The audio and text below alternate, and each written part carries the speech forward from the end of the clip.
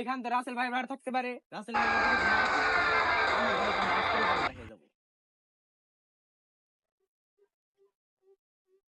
ধীরে এত দেরি হয় বল পাস নাই।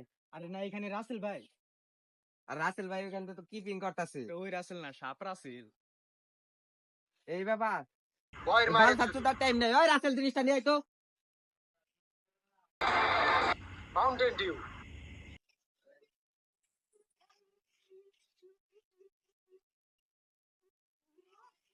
দশ জিনিস মাউন্টেন ডিউ বয়ের মারে শুধু